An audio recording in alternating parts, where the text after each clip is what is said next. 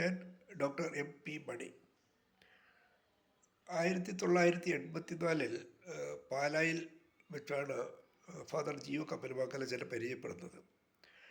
അതിന് കാരണം ചില ആനുകാലിക പ്രസിദ്ധീകരണങ്ങളിൽ അദ്ദേഹത്തിൻ്റെ ചികിത്സാ രീതി, അതായത് മനഃശാസ്ത്രപരമായ സമീപനം മാത്രമല്ല, ഹിപ്നോട്ടിസം, അതാണ് അദ്ദേഹത്തിൻ്റെ ഏറ്റവും വലിയൊരു സംവിധാനം ഉണ്ടായിരുന്നത്.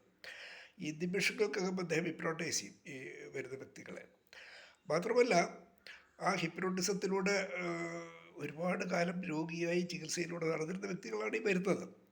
ഈ നിമിഷങ്ങൾക്കകം അവിടെ രോഗശമനം ഉണ്ടാകുകയാണ്. നിമിഷങ്ങൾക്കകം അദ്ദേഹം വളരെ അത്ഭുതത്തോടു കൂടിയാണ് ഞാനൊക്കെ ആദ്യം അത് നോക്കി നിന്നത്. കാരണം നമുക്ക് ചിന്തിക്കാൻ പോലും വയ്യാത്ത തരത്തിലായിരുന്നു ആ ഹിപ്നോട്ടിസത്തിൻ്റെ രീതി. അദ്ദേഹത്തിന് ഒരു കമാൻഡിങ് പവറുണ്ട് ആ ഹിപ്നോട്ടൈസ് ചെയ്യുമ്പോൾ. ഏത് കൊലകൊമ്പൻ, ഭൂതപ്രേതം, പിശാചി, ചെകുത്താന്മാരൊക്കെ അവിടെ സാഷ്ടാംഗം കീഴടങ്ങുകയാണ്. അതാണ് ഇതിൻ്റെ ഏറ്റവും വലിയൊരു തമാശ. പക്ഷേ ഹിപ്നോട്ടിസത്തെക്കുറിച്ച് കൂടുതൽ അടുത്തറിയാനും പഠിക്കാനും കഴിഞ്ഞത് അച്ഛൻ്റെ കൂടെ നടന്നുകൊണ്ടാണ്. അപ്പം ഞാൻ ആ കാലത്ത് ഒഴിവ് ദിവസങ്ങളിലൊക്കെ അച്ഛൻ്റെ അടുത്ത് പോയിരിക്കുമായിരുന്നു. കാരണം ഇത് ഒരു ചെറിയ കാര്യമല്ല, ജീവിതത്തിൽ അപൂർവമായി കിട്ടുന്ന, അല്ലെങ്കിൽ എൻ്റെ ജീവിതത്തിൽ ആദ്യമായിട്ടാണ് ഞാൻ അങ്ങനെ ഒരു സംവിധാനം കാണുന്നത്. അത് പാലായിൽ വെച്ചായിപ്പോയി എന്നുള്ളതാണ്. അതുകൊണ്ട് തന്നെ അച്ഛൻ്റെ വലിയ താല്പര്യമായിരുന്നു നമ്മളവിടെ പോയിരിക്കുന്നത് മനസ്സിലാക്കാനിരിക്കുന്നത്. നമ്മൾ ഈ എന്തൊക്കെയായാലും ഇപ്പോഴും ഈ ചികിത്സ എന്ന് പറയുന്നത് കുറേ മരുന്നുകളിൽ കേന്ദ്രീകരിച്ച് അങ്ങനെ പോവുകയാണ്. ഈ രോഗനിർണയം കൃത്യമായി നടത്താൻ കഴിഞ്ഞില്ലെങ്കിൽ പോലും നമ്മൾ ആ രോഗത്തെ കേന്ദ്രീകരിച്ച് കുറേ മരുന്നുകളിലൂടെയാണ് ചികിത്സ മുന്നോട്ട് പോകുന്നത്. രോഗിയുടെ മനസ്സിലേക്ക് ശ്രദ്ധിക്കുന്നേയില്ല. അതുകൊണ്ട് സംഭവിക്കുന്നത് രോഗശമനം നേടാൻ കഴിയുന്നില്ലെന്ന് മാത്രമല്ല, രോഗി ഒരുപാട് ദുരിതങ്ങളിൽ പെടുന്നു. ചികിത്സയുടെ സങ്കീർണതകൾ ഒരുപാട്. പലപ്പോഴും നമ്മളിവിടെ ഒരുപാട് രോഗികളിൽ കാണുന്ന കാഴ്ചയാണ്. അപ്പോൾ ആസ്മ രോഗി ചികിത്സ തുടങ്ങിക്കഴിഞ്ഞാൽ പിന്നെ കുറേ കഴിയുമ്പോൾ കിതപ്പായി, നടക്കാൻ വയ്യാതായി, ആകെ പ്രശ്നങ്ങളാണ്. അതിൻ്റെ ഇടയ്ക്ക് ഹൃദയത്തിൻ്റെ പേശികൾക്ക് ദൗർബല്യം വരുന്നു, ക്ഷീണം വരുന്നു, പ്രശ്നങ്ങളാണ്. പ്രമേഹത്തിൻ്റെ കാര്യം പിന്നെ പറയാനില്ലല്ലോ. പോയി കഴിഞ്ഞാൽ പിന്നെ മോചനം ഇല്ലെന്ന് മാത്രമല്ല, അങ്ങനെ ഒരുപാട് ദുരിതങ്ങളല്ലേ. കാലിന് വേദന, മരവിപ്പ്, കാഴ്ച കുറയുന്നു, അവസാനം കരളിലോ അല്ലെങ്കിൽ കിഡ്നിയിലൊക്കെ പ്രശ്നങ്ങൾ വരുന്നു. വാതരോഗങ്ങളുടെ ചികിത്സയിൽ പോയാലും ഇത് തന്നെ. അപ്പോൾ രോഗങ്ങളുടെ പുറകിൽ മനഃശാസ്ത്ര സമീപനത്തിൽ, ആ ചികിത്സയിൽ മനഃശാസ്ത്ര സമീപനത്തിനുള്ള പ്രാധാന്യം വളരെയേറെയാണ്. പക്ഷെ നമ്മൾ ആ കാര്യം ശ്രദ്ധിക്കുന്നില്ല.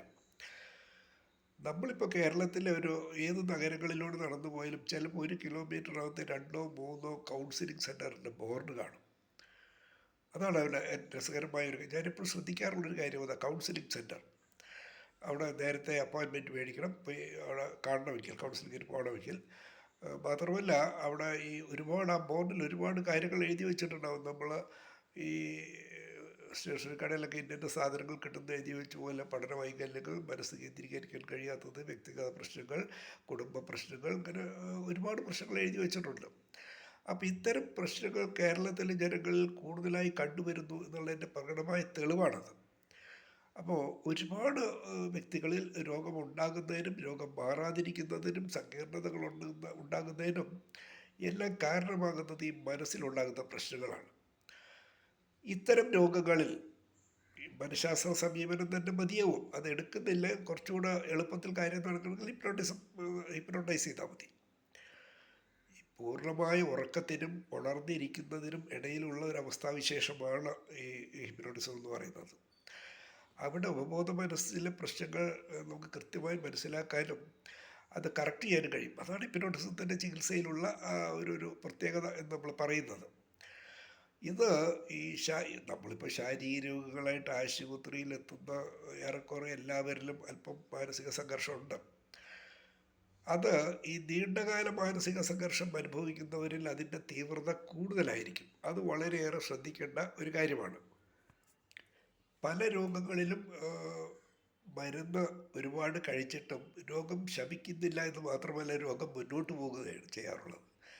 നമ്മൾ പ്രത്യേകം ശ്രദ്ധിക്കാറില്ല. അപ്പോഴും മരുന്നിൻ്റെ അളവ് കൂട്ടിക്കൊടുക്കും, അല്ലെങ്കിൽ വേറെ മരുന്നുകൾ കൊടുക്കും. അവിടെയെങ്കിലും ഈ രോഗിയുടെ മനസ്സിലേക്ക് നമ്മൾ കടന്നു ചെല്ലേണ്ടതുണ്ട്. കാരണം അവിടെ കറക്റ്റ് ചെയ്യുമ്പോൾ ഈ രോഗശമനം വളരെ വേഗത്തിലാവുന്ന, വളരെ എളുപ്പത്തിൽ കാണാൻ കഴിയുന്നൊരു കാര്യമാണ്. പക്ഷെ നമ്മൾ ചെയ്യുന്നില്ല.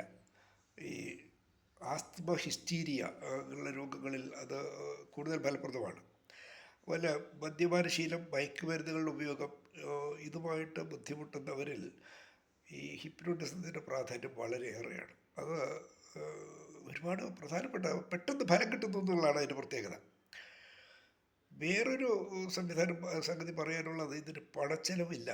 അതൊരു വലിയ സംഭവമാണ്. പണച്ചെലവില്ല. കാരണം 5-10 മിനിറ്റ് കൊണ്ട് കൈകാര്യം ചെയ്യാവുന്ന ഒരു സംവിധാനമാണ്. ഞാൻ ഈ കപ്പലുമാക്കൽ അച്ഛൻ്റെ അടുത്ത് ഒരുപാട് കേസുകൾ കണ്ടിട്ടുണ്ട്. അപ്പോൾ അതിനു മുമ്പ് തന്നെ ഈ ശാസ്ത്ര സാഹിത്യ പരിഷത്ത് പ്രവർത്തനമുള്ള കാലത്ത് ഒരു സംഭവം ഉണ്ടായിട്ടുണ്ട്. അവിടെ ഒരു വിദ്യാലയത്തിൽ പരീക്ഷ എടുത്ത സമയമാണ്. അപ്പോൾ ഈ പരീക്ഷ എടുത്ത സമയത്ത് ഉച്ചയ്ക്ക് 2 മണിക്ക് ക്ലാസ് കൂടാനുള്ള ബെല്ലടിച്ചപ്പോൾ കുട്ടികൾ പുറത്ത് കളിക്കുകയായിരുന്നു. ഇവർ ഓടി വരുന്നതിൻ്റെ ഇടയ്ക്ക് ഒരു പെൺകുട്ടി ക്ലാസ്സിൻ്റെ മുമ്പിൽ വന്ന് ബോധം കെട്ട് വീണു. ക്ലാസ്സിൻ്റെ മുമ്പിലെത്തി ബോധം കെട്ടൊക്കെ വീണു. ഉടനെ അധ്യാപകരൊക്കെ എന്താ പറയുക, വല്ലാത്തൊരവസ്ഥയിലായി. കുട്ടി ബോധമില്ലാതെ കിടക്കുകയാണ്. കണ്ണിൻ്റെ ഈ കൺപീലികൾ ഇങ്ങനെ വിറയ്ക്കുന്നുണ്ട്. എന്തൊക്കെയോ പെറുപിറുക്കുന്ന പോലെ ചുണ്ടനങ്ങുന്നുണ്ട്. ഏതായാലും അധ്യാപകരോടത്തെ പ്യൂണിനെ വിട്ടു ഡോക്ടറെ വിളിച്ചു കൊണ്ടുവരാൻ. ഡോക്ടറെ അടുത്ത് ഇങ്ങനെ ഓടിച്ചെന്ന് വലിയ പരിഭ്രമത്തോടുകൂടി ഡോക്ടർ അവിടെ ഒരു പെൺകുട്ടി ബോധം കെട്ട് വീണു. ഡോക്ടർ ഉടനെ ചോദിച്ചത്, എടോ പെൺകുട്ടിയല്ലേ, നമുക്ക് പതുക്കെ പോയാൽ മതി, ധൃതി വെക്കേണ്ടതാണ്. അവസാനം ഡോക്ടറും പ്യൂണും കൂടെ തിരിച്ചെത്തിയപ്പോൾ ഈ കുട്ടി ബോധം വീണിട്ടില്ല. അപ്പോൾ ഉടനെ ഡോക്ടർ അധ്യാപകരോട് എപ്പോഴായി കുട്ടി ബോധം കഴിവുണ്ട്. അപ്പോൾ സമയം പറഞ്ഞു ഇതിന് നമുക്ക് നമ്മുടെ പഴയ ചികിത്സയാണ് നല്ലത്, അതാണ് എളുപ്പം എന്ന് പറഞ്ഞു. അപ്പോൾ അധ്യാപകർ ചോദിച്ചു, അതെന്താ ഈ പഴയ ചികിത്സ, 2 അടിയൊക്കെ കൊടുത്താൽ അത് എപ്പോൾ ശരിയാവുമെന്ന് പറഞ്ഞു. ഇത് പറഞ്ഞുകൊണ്ട് കുട്ടി കണ്ടുപിടിച്ചു. അതാണ് എൻ്റെ സംഭവം. ഉടനെ എഴുന്നേൽപ്പിച്ചിരുത്തി അവളോട് കുറച്ച് കാര്യങ്ങളൊക്കെ പറഞ്ഞു കൊടുത്തു. അപ്പോൾ സംഭവം എന്താ വെച്ചാൽ പരീക്ഷ എടുത്ത സമയമായിരുന്നു. ഇവൾക്ക് തോൽക്കുമോ എന്നൊരു ഭയം. അപ്പോൾ ഈ പരീക്ഷാക്കാലത്ത് ഇതുപോലെ ഒരുപാട് രോഗികളാകാറുണ്ട്. ഈ ആസ്മ കുട്ടികൾ ഏറ്റവും കൂടുതൽ പരീക്ഷാക്കാലത്ത് അത്ര ഈ ആശുപത്രിയിൽ അഡ്മിറ്റ് ചെയ്യുന്നത്. കാരണം അതൊരു ശാരീരിക രോഗമായി പ്രത്യക്ഷപ്പെടുകയും പരീക്ഷയ്ക്ക് തോറ്റാൽ പോലും അവൾക്ക് സുഖമില്ലായിരുന്നു. അതുകൊണ്ടാണ് കൂടുതൽ പഠിക്കാൻ പറ്റുക, അതുകൊണ്ടാണ് തോറ്റ് എന്നുള്ള ഒരു സംഗതി മറ്റുള്ളവരെ കൊണ്ട് പറയിപ്പിക്കുകയാണ് അവരുടെ ഉദ്ദേശം. അപ്പോൾ ഇങ്ങനെയുള്ള കാര്യങ്ങൾ ചർച്ച ചെയ്തപ്പോൾ ഒരു ദിവസം നമ്മുടെ ശാസ്ത്ര സാഹിത്യ പരിഷത്തിൽ ഒരു ചർച്ച, ഞങ്ങളെല്ലാവരും കൂടി ചർച്ച ചെയ്യുമ്പോൾ ഒരു അധ്യാപകൻ അദ്ദേഹത്തിൻ്റെ വീടിനടുത്തുള്ള ഒരു അനുഭവം പറയുണ്ടായി. അതായത് ഈ തിരുവിതാംകൂറിൽ നിന്ന് കുടിയേറി ഇദ്ദേഹത്തിൻ്റെ വീടിനടുത്ത് വന്ന് താമസിക്കുന്ന ഒരു കുടുംബം, അതൊരു ക്രിസ്ത്യൻ കുടുംബമായിരുന്നു. അപ്പോൾ ഇതുപോലെ ഒരു ദിവസം വൈകുന്നേരം സന്ധ്യ നേരത്താണ്, വൈകുന്നേരം അവിടുത്തെ പെൺകുട്ടി, സ്കൂളിൽ പഠിക്കുന്ന പെൺകുട്ടി ഇതുപോലെ ബോധം കെട്ട് വീണു. എന്തൊക്കെയോ പറഞ്ഞു. കുറച്ച് കഴിഞ്ഞപ്പോഴൊക്കെ മാറി. പിറ്റേ ദിവസം ആ സമയം സന്ധ്യ എത്തി പെൺകുട്ടിയുടെ കൃത്യസമയത്ത് ബോധം കെട്ട് വീണപ്പോൾ വേഗം ഈ സ്ത്രീ കാറി അടുത്ത വീട്ടിലൊരു വയസ്സൻ ഓടി വന്ന് എന്താണെന്ന് ചോദിച്ചപ്പോൾ ഞാൻ ആശാരിച്ചിയാണ് എന്ന് പറഞ്ഞു. ഈ കുട്ടി ഈ ബോധം കെട്ട് കിടക്കുന്ന അവസ്ഥയിൽ ഞാൻ ആശാരിച്ചിയാണെന്ന് പറഞ്ഞു. പിറ്റേ ദിവസം ഇത് ആവർത്തിച്ചു. വൈകിട്ട് ആശാരിച്ചു വന്നു. അപ്പോൾ പിന്നെ വേറെ 2 കൽപ്പിച്ചവരെ ജ്യോത്സ്യനെ വിളിച്ചു വരുത്തി കാര്യങ്ങളൊക്കെ പരിശോധിച്ചപ്പോൾ ജ്യോത്സ്യൻ പറഞ്ഞു, ഇവിടെ കുറച്ചപ്പുറത്തൊരു സ്ത്രീ ആരെങ്കിലും ആത്മഹത്യ ചെയ്തിട്ടുണ്ടോ എന്ന് ചോദിച്ചപ്പോൾ നമ്മുടെ അയൽവക്കക്കാർ പറഞ്ഞു, ഒരു ആശാരിച്ച് ആത്മഹത്യ ചെയ്തിട്ടുണ്ട് കുറച്ച് കൊല്ലങ്ങൾക്ക് മുമ്പ്. അപ്പോൾ ആശാരിച്ച് വന്നതാണ്, അതിൽ സംശയമൊന്നും ആർക്കുമില്ല. ആശാരിച്ച് വൈകുന്നേരം ആകുമ്പോൾ ഇവിടെ വരുന്നു, ഇവിടെ മേൽ കയറുന്നു, പ്രശ്നങ്ങളാണ്. അങ്ങനെ പിന്നെ ജ്യോത്സ്യൻ നേരെ മന്ത്രവാദിക്ക് ഹാൻഡ് ഓവർ ചെയ്യുമല്ലോ കേസ്. മന്ത്രവാദി വന്നു, പൂജ ഹോമം എന്തൊക്കെയോ പരിപാടികൾ നടത്തിയത്രേ. എനിക്ക് അധ്യാപകൻ പറഞ്ഞു വരേ ഉള്ളൂ. പക്ഷേ പിറ്റേ ദിവസം സന്ധ്യയ്ക്ക് ആശാരിച്ച് വന്നു. ഇതൊരു പ്രശ്നമായി. ഈ ആശാരിച്ചിയുടെ വരവൊരു വലിയ വിഷയമായി. കാരണം ഒരു പെൺകുട്ടിയല്ലേ, അത് സ്കൂളിൽ പഠിക്കുന്ന കുട്ടിയല്ലേ. അങ്ങനെ ഇവളെ ഹിപ്നോട്ടിസിയെ കൊണ്ടുപോയി മനഃശാസ്ത്രജ്ഞൻ്റെ അടുത്ത്. അവിടെ കൊണ്ടുപോയി അവളെ കിടത്തി അദ്ദേഹം ഉറങ്ങാൻ പറഞ്ഞു. ഉറങ്ങി കഴിഞ്ഞിട്ട് ആശാരിച്ചിയെ വിളിച്ചപ്പോൾ ആശാരിച്ചി വന്നു. ആശാരിച്ചി പ്രസൻറ്റാണ്. അദ്ദേഹം ഇങ്ങനെ ഓരോ ചോദ്യങ്ങൾ ചോദിച്ചു. അപ്പോൾ എത്ര കൊല്ലമായി മരിച്ചിട്ട്? അപ്പോൾ ഇത്ര കൊല്ലമായി. അപ്പോൾ എന്തിനാ അവളുടെ കൂടെ കൂടിയെന്ന് ചോദിച്ചപ്പോൾ ഈ ഒറ്റയ്ക്ക് നടന്നിങ്ങനെ മടുത്തു. അപ്പോൾ നല്ലൊരു കൊച്ചിനെ കണ്ടപ്പോൾ എനിക്ക് ഇഷ്ടമായി, അവളുടെ കൂടെ കൂടിയതാണ്. അപ്പോൾ അടുത്ത പരിപാടി എന്താ ഇവിടെ കൊണ്ട് ഞാനങ്ങ് പോകും, അത്രേ ഉള്ളൂ. ഇങ്ങനെ സരസമായി ചർച്ചകളൊക്കെ മുന്നോട്ട് പോയിട്ട് നമ്മുടെ ഈ മനഃശാസ്ത്രജ്ഞൻ ചോദിച്ചു, ആശാരിച്ചിൻ്റെ അല്ലേ, ഉറപ്പല്ലേ? അതെ, ആശാരിച്ചിയാണ്. ആശാരിച്ചിയുടെ ഭർത്താവിൻ്റെ പേരെന്താണെന്ന് ചോദിച്ചു. അവിടെ ഉത്തരം മുട്ടി. അപ്പോൾ സ്വന്തം ഭർത്താവിൻ്റെ പേര് പറയാൻ കഴിഞ്ഞില്ല ആശാരിച്ചിക്ക്. അപ്പോൾ പിന്നെ പെൺകുട്ടിയെ ഉണർത്തി ഇവളോട് കാര്യങ്ങളൊക്കെ പറഞ്ഞു, ഇതുപോലെ നന്നായി പഠിച്ചോണം, വേഷക്കെട്ടൊന്നും എടുക്കരുത്, ഇതൊക്കെ ഈ അങ്ങനെ ചില അറിവുകൾ ദുർബല മനസ്സുകളിൽ ഉണ്ടാകുന്നതാണ് എന്നൊക്കെ പറഞ്ഞു അവൾ മിടുക്കിയാക്കി വിട്ടു. അപ്പോൾ നമ്മൾ തിരിച്ചറിയേണ്ടതാണ്, ഈ മരിച്ചുപോയവരുടെ ആത്മാക്കളോ ഓ, പ്രേതോ പിശാചോ ഭൂതങ്ങളോ ഇതൊന്നും ഇവിടെ ഉള്ളതിന് നമുക്ക് ഇതുവരെ ഒരു തെളിവും കിട്ടിയിട്ടില്ല. അതിന് ഏറ്റവും വലിയ തെളിവ് ഇതാണ്. ഈ ആശാരിജിയുടെ പ്രേതം യാഥാർത്ഥ്യമായിരുന്നെങ്കിൽ ആശാരിയുടെ പേര് പറയുമായിരുന്നു, ഭർത്താവിൻ്റെ പേര് പറയുമായിരുന്നു. അപ്പം ഇല്ലെന്നുള്ളതിന് ഒരുപാട് തെളിവുകൾ നമ്മുടെ കയ്യിലുണ്ട്, ഉണ്ടെന്നുള്ളതിന് ഒരു തെളിവുമില്ല. അപ്പം ഇതുപോലെ ഇങ്ങനെ അന്ധവിശ്വാസങ്ങളൊക്കെ രോഗങ്ങൾ ഉണ്ടാകാൻ കാരണമാണ്. അതായത് കപ്പൽവാക്കൽ അച്ഛൻ്റെ അടുത്ത് ഇരുന്നപ്പോൾ ഒരുപാടെന്നൊന്നും പറഞ്ഞ പോരെ, കണ്ടമാനം കേസുകളാണ് നമ്മൾ നേരിട്ട് കാണാൻ കഴിഞ്ഞത്. അപ്പോൾ ഹിപ്നോട്ടിസം എന്താണെന്ന് മനസ്സിലാക്കാൻ കഴിഞ്ഞതും അങ്ങനെയാണ്.